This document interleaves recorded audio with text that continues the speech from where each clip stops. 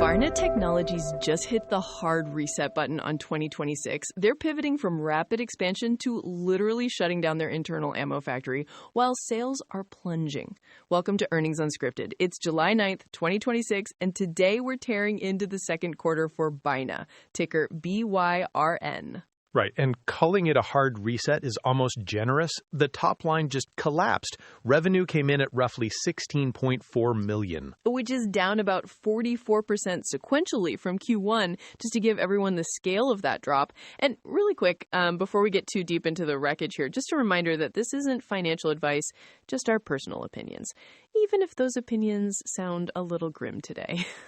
Grim is the right word. Earnings fell to a 44-cent loss per share, and the market didn't wait around to ask questions. Shares gapped down hard pre-market today and just bled out through the session, closing down over 33%. Geez, just brutal, especially considering they were already sliding all quarter long. For anyone unfamiliar, Byrna makes those less lethal self-defense launchers. Think high-powered pepper ball guns for civilians. So what actually happened? Why did demand hit a brick wall? Well, it's a classic retail overhang. Wholesale partners basically stuffed their channels earlier in the year, expecting this huge wave of follow-on buying. That never showed up, so now those same partners are choked with leftover inventory. Wait, so they just hit a total freeze on new wholesale orders? Basically, yeah. They just halted reorders entirely to burn through what they have. Yeah, and their e-commerce traffic fell hard too. The CEO actually said website conversions crashed because people are abandoning carts. It feels like they're realizing they can't just keep marketing to the exact same hardcore tactical crowd over and over again. Exactly. You eventually run out of early adopters. That's why they're pivoting so hard right now, trying to roll out much cheaper entry-level products just to get cautious everyday buyers over the hump. Well, trying to find regular buyers while tearing up your own supply chain at the exact same time is definitely a choice. All right, let's get into the details of that factory closure because it sounds like a huge gamble. It's a massive gamble. They permanently closed their Fort Wayne ammunition facility, which triggered a write-down of around $10.4 million this quarter. Wow. So they spent all this capital building an in-house ammo line just to protect themselves from global shipping issues, and now they're completely abandoning it? Basically, yeah. The gross profit just cratered, so they had to make a really hard pivot. Now they're buying ammunition entirely from external international suppliers. It lowers their immediate costs, sure, but you're trading margin recovery for supply chain risk. Which feels incredibly short-sighted. Right. Well, it's not just the ammo either. They actually slashed their launcher assembly lines from 4 down to just 2 by May.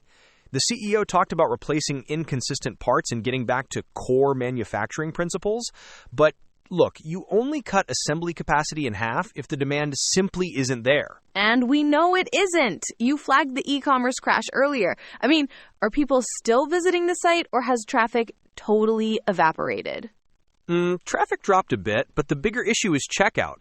The website conversion rate right now is sitting at 0.59%. Less than 1% of visitors actually buy anything. That's bleak. So how do you even fix that? You can't just keep running the exact same ads and hope people suddenly want a tactical pepper ball launcher. No, and that's the other huge strategic shift here. They realize they've saturated their primary market.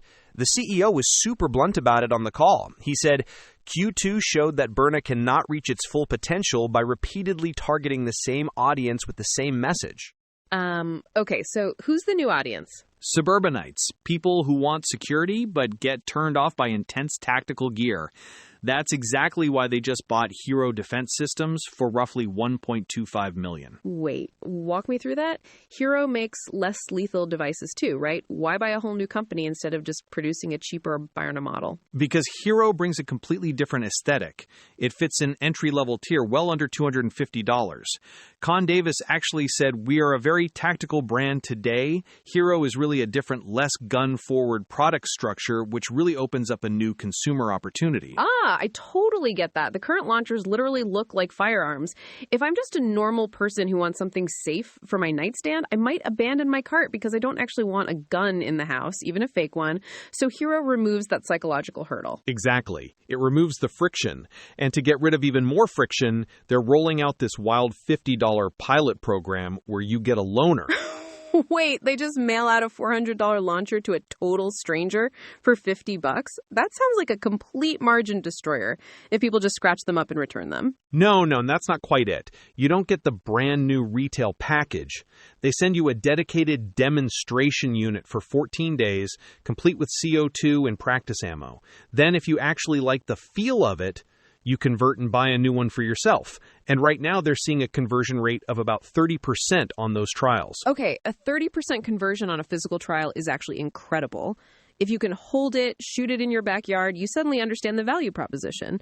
That's a super clever workaround for an online store. It's the ultimate try before you buy model. Yeah. The problem is they now have to scale these experiments up drastically just to replace all that lost wholesale revenue, which really makes you wonder if they can keep their margins afloat in the second half of the year while paying for all this.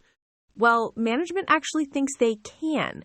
The CFO flat out guided that adjusted gross margins should hold slightly above 62% for the rest of the year. I mean, I hear the guidance, but look at the spending plan. They're adding around $500,000 a quarter on average just to fund these new marketing agencies. You only keep your margin intact if those campaigns instantly turn into actual sales. Right, and they know the short term is rough. They explicitly told investors that this fiscal year is not going to be a growth year. Con Davis had this great moment on the call where he said, "The quarter ultimately became a steeper reset than we originally expected, and the results reinforced why the transformation underway is necessary." At least they're honest about the pain. Basically, they're telling you to write off the third quarter entirely.